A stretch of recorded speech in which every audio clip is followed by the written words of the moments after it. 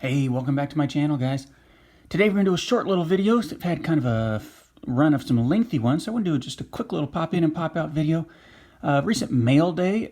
This really isn't a lot of different mail. I wanted to show you a few cards that I picked up in a recent fire sale of a Facebook group that I belong to. And then I also want to open these two 1987 Topps rack packs that I purchased at the flea market about 3 or 4 weeks ago that I've just been sitting on and I keep forgetting to open. So that's about all we're going to do today, but it will be nice and smooth and hopefully give you something to enjoy over the weekend. So, like I said, these first few cards I picked up, there's a Facebook group I belong to. A guy has a fire sale. He kind of owns a collectible store and put some stuff up online. The prices on here are probably not what I paid. I think I ended up paying, it was about $12 total, shipping included for everything, $12.50 maybe. So I don't remember exactly what I paid for all of these, but I picked up a few things. Nothing too overwhelming, but it's pretty cool. John Means All-Star rookie card. This is from Topps Update. This is the gold parallel. John Means had a decent year last year, pitching for Baltimore, who was obviously the worst team in the league.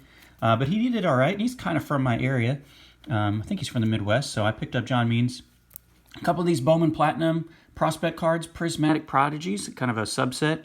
I got Alex Kirilloff for the Minnesota Twins, and then Bobby Dahlbeck, one of the higher-ranked prospects in the Boston organization. I picked up this card, which I know that I really don't show basketball. This is Michael Porter Jr. Michael Porter Jr. is a former player at the University of Missouri. He was the #1 recruit coming out of high school. His dad got kind of recruited, in a sense, as well as Dad got recruited to join the coaching staff at Missouri. And then he brought all of his kids, and it was a big deal in this area because Michael Porter Jr. was the #1 overall prospect. He was just dominating in high school basketball, came to Mizzou, played like, 3 minutes and hurt his back in the very, very first game. Hurt his back, sat out the whole rest of the year with injury, came back just in time for the NCAA tournament, played like 1 or 2 games total. And he was kind of supposed to be this presumptive #1 overall pick, one of those once-in-a-generation talents. And then he still ended up getting drafted, I want to say, about midway through the first round by Denver. And then he sat out pretty much all his rookie year with Denver because he was still hurt, still recovering. So anyway, Michael Porter Jr. is from this area. He finally came back this most recent NBA season, and he did okay in spurts. So I grabbed this one just because I don't really collect basketball, and he was kind of an area kid. His little brother and his sister also went to Mizzou, and they also tore up their knees. So something with that Porter family and their knees, I don't know. Hasn't done him so well so far, but hopefully he can rebound and have a nice, lengthy NBA career. We have this freshman flash, Kyle Tucker, from Topps Chrome. It's purple, but I believe they're all purple. You see it's not numbered or anything on the back. Topps Chrome, freshman flash. I still believe in Kyle Tucker, even though he hasn't had a lot of chances to play with how good Houston is and how good Yordan Alvarez is. Got this rookie debut for Vladdy. I have a couple other versions of this card, but it was pretty cheap. Got a couple short prints from 2020 Topps. This is the Clayton Kershaw short print. And then here's the Vladdy, Vladimir Guerrero Sr. short print. Pretty cool. I don't know exactly what I want to do with these. I don't have a lot of short prints. I think I just have a couple from 2020 Topps this year, but those are pretty neat. Picked up this card of Spencer Torkelson. This is from Donruss, 2020 Donruss. Spencer Torkelson and Alex Bregman, the Team USA kind of duos here. Spencer Torkelson, I'm sure a lot of you already know, is projected to be the #1 overall pick here this week. I believe the draft is coming up here in just a couple days. And he is from Arizona State and is likely to be the #1 overall pick by the Detroit Tigers, who are picking first in the draft this year. So I grabbed that one for a couple dollars, I think. And then a couple Bowman cards from last year, colored Bowman cards. I got this green Jesus Luzardo numbered out of 99. And this blue shimmer or blue wave, not exactly sure the name of the parallel, of Brendan Rodgers, numbered out of 150. So both young guys who I think can make a good impact over the next couple of years. So that was my quick little mail day. Like I said, I don't know exactly how much I paid for all that. I want to say maybe $9 or so plus a few bucks of shipping. And now let's go a little old school for you here. We got these 1987 Topps rack packs. We got Hall of Famer Tony Gwynn. We got Jerry Narron, who I believe became a coach in the majors, and then the Cobra, Dave Parker. So obviously the best cards we're going to be looking for in here are going to be the Barry Bonds rookie, the Mark McGwire. We'll see what we can do. I haven't opened 1987 Topps in so long. 1987 Topps was the very first set that I ever collected. I can remember collecting this with my grandma, actually, back in the day. And I just had kind of got hooked right then, and I collected hardcore from 1987. Oh, probably up until about 1997. And then I took a few years off, kind of like a lot of people did when the hobby kind of overexposed itself, I guess you could say, overproduced cards at a rate, and kind of destroyed its own market. And now I've just kind of recently came back here in the last couple of years. So we'll run through this first rack pack. These were $1.25 at a flea market, not too far from me. There's the Tony Gwynn Hall of Famer card. We'll put that here. I'll go through these fairly quickly. Don't want to make this too long. Got Greg Gagne. If I find anybody worth mentioning, I will do it. This wood border, Dale Murphy, is a very highly regarded player. Gary Pettis is still the third base coach for the Houston Astros. I got his autograph in one of those Topps Archives packs a couple years ago. It's fan favorite, you know, autographs or whatever they call them. Bob Melvin, still managing. We got nothing too great yet. Tom Browning threw, I believe, a no-hitter, maybe even a perfect game. Back to the cardboard can set me straight on that. He's my Cincinnati Reds man. There's the Cobra, Dave Parker. Got a Future Star. The Future Star, B.J. Surhoff, is kind of the instant classic I always remember from this set. Not Pat Dodson, did not remember him. Got the Braves leaders, those old school Braves jerseys. Oh, wow. There's a young Harold Reynolds slapping a ball the other way. Now on MLB Network, there's a young Wild Thing, Mitch Williams.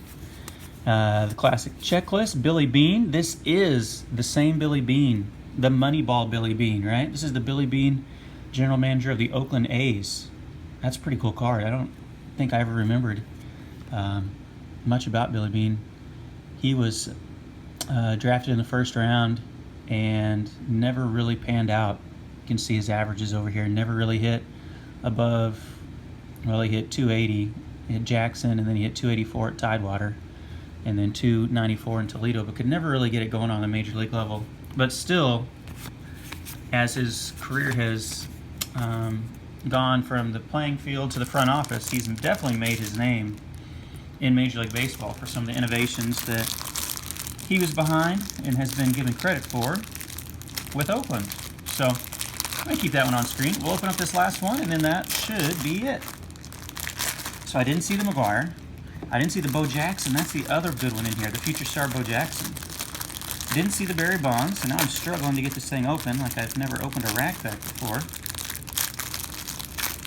We will try it from down here. There we go, a little bit easier to get in. So yeah, if you guys are new to my channel, feel free to check out my videos. If you want to subscribe and leave a comment, that's cool. And if not, that is completely fine as well. So we'll wrap this video up by going through this last rack pack of 1987 Topps. Lou Whitaker, not in the Hall of Fame, but his buddy Alan Trammell is. Put him off to the side. We've got Alex Trevino to lead it off, and then I will just go, there's Dusty Baker, a couple manager or front office types, manager. There's Hall of Famer Tim Raines, first Hall of Fame card I believe I've hit. Ozzie Guillen, before he became a manager himself. These wood borders are just so, man, so iconic for me. There's the Dwight Gooden, talk about a stud back in the day there for a few years. Not Wiz Khalifa, Sammy Khalifa. Phil Garner, former manager as well. Tim Tufel. Jimmy Key was good there for a while. There's Tony Gwynn, the All-Star card. Hall of Famer. We'll put that up here by the other Tony. Gold Cup of Bruce Ruffin. Don't remember much about Bruce Ruffin. He went 9-4 and got a Gold Cup.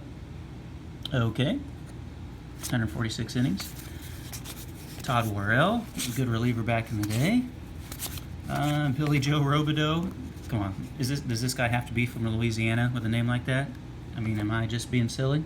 Oh, he's from Massachusetts. I just figured that was kind of a French name from Louisiana. Okay, there's Wade Boggs, another Hall of Famer.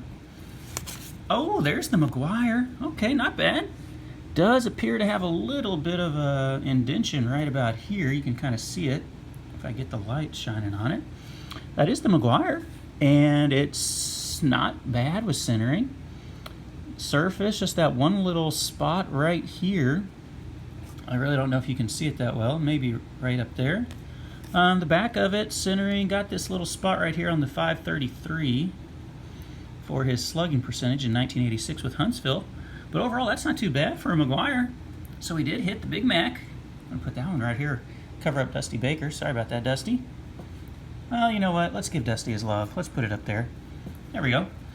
Finished it off, Floyd Bannister, Will Clark. That might be Will Clark's rookie card. Could be wrong about that. He's a solid player in his own right. He's a great TTM guy. Will Clark has done a lot of autographs through the mail. Jerry Nairn, Bob Melvin, starting to get a couple repeats here. And I've seen that Dwight Evans card a couple times now, and that is it. So thank you so much for watching, guys. Overall, 1987, I spent $2.50, I believe, on these cards. I was able to pull myself a couple Hall of Famers. Did not hit the Bonds, but I did hit the McGwire. And that is a iconic card. I was never able to get the Team USA one.